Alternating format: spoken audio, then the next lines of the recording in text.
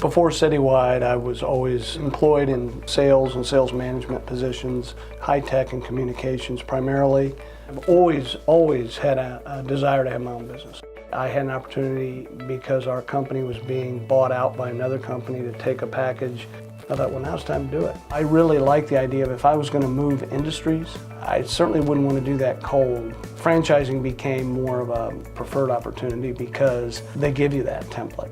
I heard about Citywide only through my accountant. I agreed to look at it, and I investigated Citywide along with a number of other business opportunities. I'll never forget when my wife asked me, why Citywide? Why would you do that? You're going to be out cleaning buildings every night. It really is a misperception that my wife had, and a lot of people have. The Citywide model is very clear that we are primarily a management company.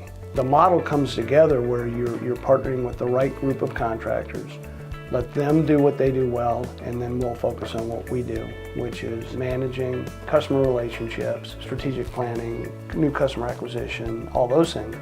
And by doing that, we give them that time back, which translates to money in their work, and we basically take that on. A lot of people ask me, why Citywide? Why did I select something that's not consistent with what I've done my whole career? And I always tell them the same thing, because you can't outsource it to China. It is a recurring revenue model, and more importantly, it is something that's necessary even in down economic times. It is a service, or a group of services that people need, whether it's a small town or a huge, city like Chicago or New York. And when I look at my customer base, we cut across all industry and business types. Ultimately, what really has played the biggest role in my success is the template, the model for how you effectively sell to customers, how you effectively price proposals to win. All that is really the meat. What I love about this business, more than almost anything, is I never get bored. Every day there's an element of my time that is strategic planning. There's an element of my time that is managing my leadership team.